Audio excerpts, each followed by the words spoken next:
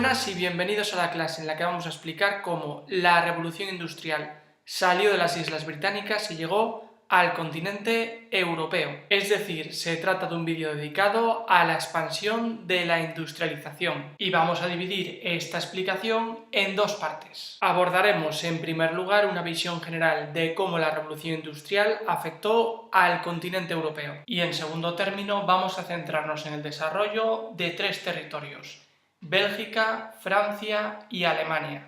La industrialización en el continente.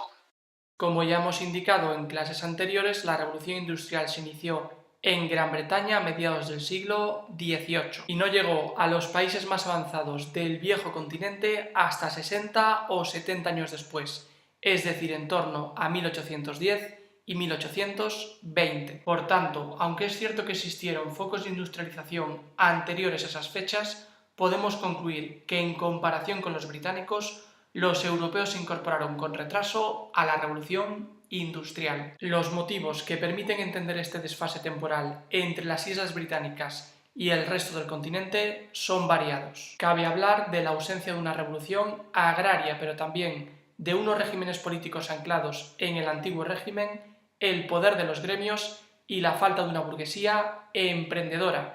Y ya si entramos en la cuestión político-militar, habría que hablar de las guerras napoleónicas, que impidieron el desarrollo de la industrialización en el continente. Sin embargo, una vez superadas esas barreras, la industrialización cruzó el Canal de la Mancha y tomó un camino muy similar al que estamos viendo en la imagen. Es decir, primero afectó a los países de la parte noroccidental de Europa, posteriormente a la Europa central y finalmente llegó al Mediterráneo. Existió, por tanto, una diversidad de procesos industrializadores en el continente, tanto en lo relativo a los países como a las regiones y provincias dentro de los mismos. Cambiamos ahora de mapa porque es interesante ver cómo el desarrollo industrial va a la par del proceso de crecimiento demográfico. Como se observa en la imagen, los lugares más poblados de Europa coinciden precisamente con los más industrializados. ¿Cuál de los dos procesos fue anterior? Pues parece evidente que hace falta población para llevar a término la industrialización, tanto por la necesidad de fuerza de trabajo como de posibles consumidores. Pero también es verdad que el desarrollo industrial atrae población y favorece el crecimiento demográfico. Es decir, son dos factores íntimamente relacionados, que se afectan el uno al otro y que podemos observar en los dos últimos mapas. Antes de pasar a analizar la industrialización en Bélgica, Francia y Alemania, vamos a analizar la red de ferrocarril del continente, con el fin de compararla con la británica. Tenemos en imagen, en primer lugar, la red viaria europea y británica en el segundo tercio del siglo XIX, y ahora, en este nuevo mapa, el trazado de los ferrocarriles a finales de esa centuria. Vemos, por tanto, cómo el continente fue alcanzando progresivamente el nivel de desarrollo de las Islas Británicas.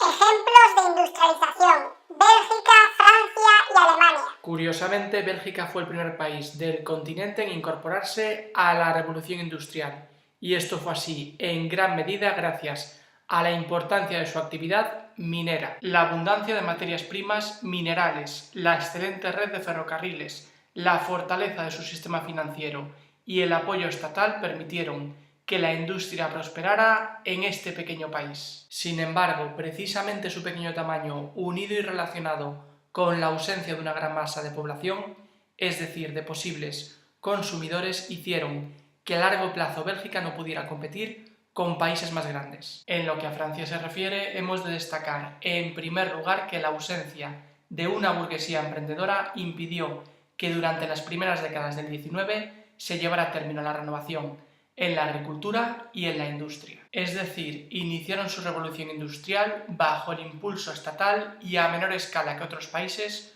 como Gran Bretaña o Bélgica. Ahora bien, a partir de 1850, gracias fundamentalmente a la fortaleza de su sistema financiero y a la inversión estatal en obras públicas, Francia se situó entre las primeras potencias industriales del mundo. Teniendo en cuenta que Alemania como Estado no existió hasta 1870, es fácil comprender que el principal problema que encontró en su proceso de industrialización fue de tipo político. Ahora bien, es cierto que antes de esa fecha existían pequeños focos industriales, sobre todo asociados a la minería, en la parte occidental del país. Del mismo modo, la fundación del Zollverein en 1834, esa unión aduanera entre Prusia y algunos estados alemanes de la parte occidental, favoreció la libre circulación de productos, la formación de un cierto mercado nacional, si bien es verdad que el Estado no existía, y por tanto también favoreció el consumo. Pero a pesar de la riqueza de las cuencas mineras y del Zollverein,